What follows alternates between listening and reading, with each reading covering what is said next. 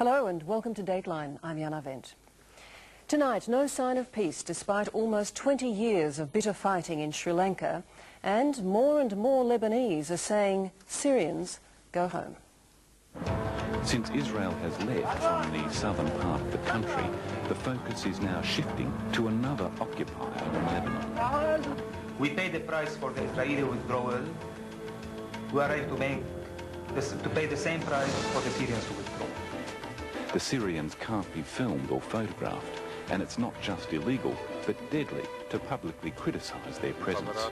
Okay, I think we'd better go. They're coming up, I think. They're coming up? Okay, let's go. Okay. The occupation of Lebanon by a Syrian army totalling some 50,000. The Syrians threaten Israel's northern border and control every major decision of the Lebanese government. Mark Davis reports on the army that doesn't officially exist and the growing struggle by the Lebanese to throw off the Syrian yoke.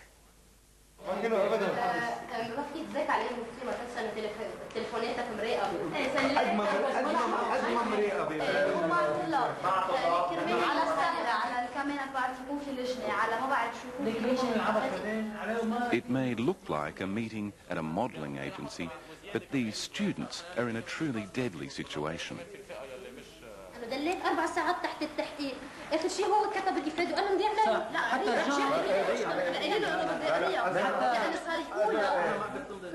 They're being watched day and night for saying out loud what other Lebanese have only dared whisper for the past decade. They've become the focus of Syrian intelligence, the most brutal security force in the Middle East.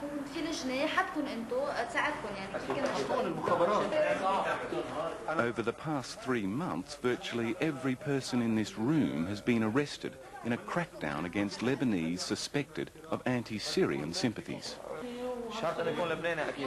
وكلهم صاروا يلوموني، طب أنا المحامي ما خلوه يشوفني، أنا قعدت 4 أيام حبس، ما خلوا المحامي يشوفني، بدنا نروح نحن بدنا ننام يلا. In Lebanon, Syria controls the government, the army, the police and the courts, but not for now this small nationalist group which is gaining national attention. When the Syrians are really in the corner in Lebanon, they hurt.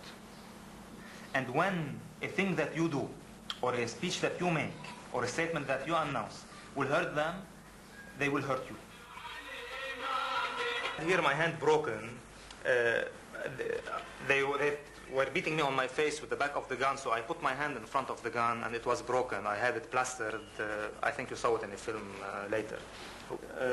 Look, this Ziad Abs is one of the leaders of the Lebanon Patriotic movement, which has opposed the presence of both Israel and Syria. But for criticising the Syrian presence in Lebanon, he's been arrested 22 times in the past 9 years and imprisoned for damaging relations with friendly countries. It's not accepted in Lebanon to speak over a certain limit. There are some guidelines. Inside those guidelines, you are allowed to speak whatever you want. Even you are allowed to reject certain things, just to reflect the image that there is freedom.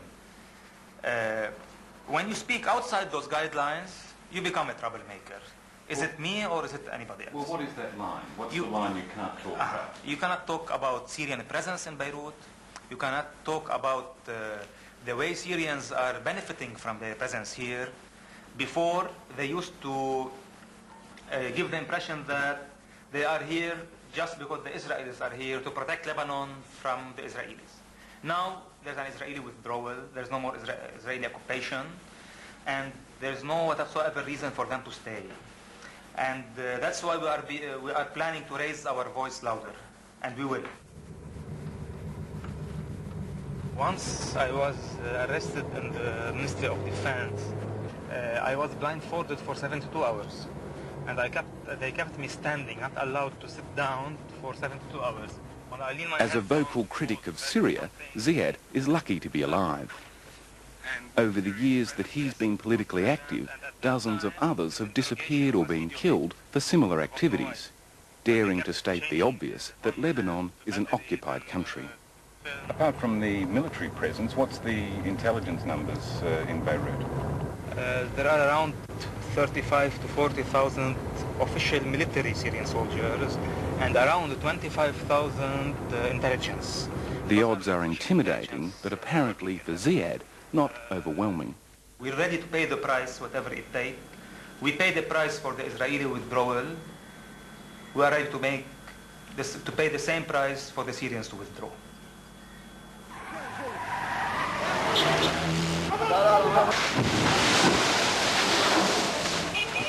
The Lebanese have already paid the price for asking Syria to leave.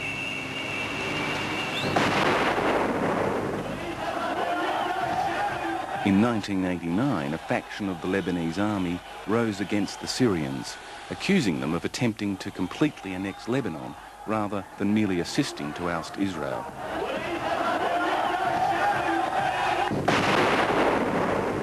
The Syrians crushed the Lebanese army and unleashed a brutal round of assassinations, arrests and torture.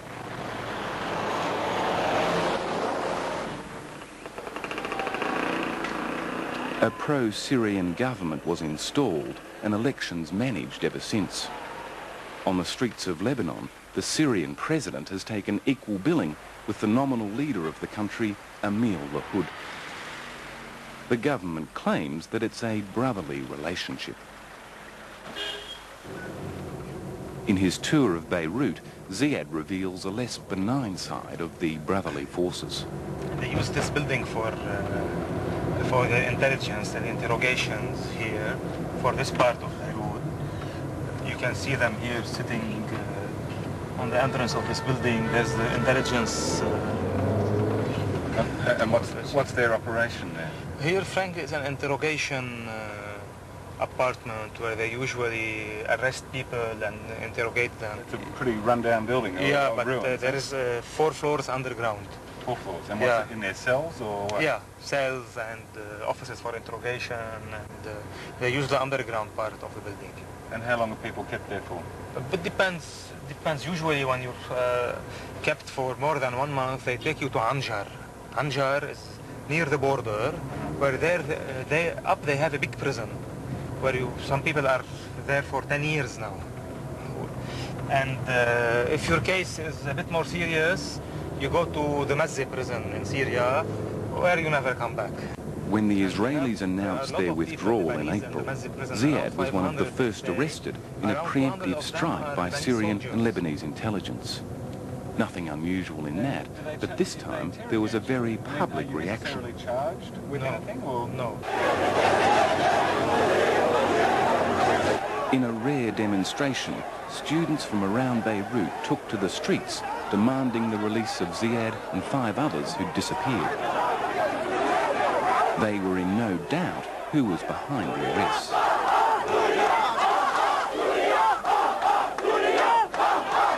These words were never heard on Lebanese TV.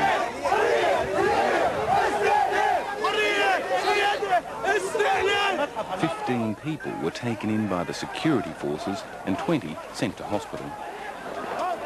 In the days and weeks that followed, another dozen were taken from their homes or arrested on the streets. Most of them imprisoned and interrogated.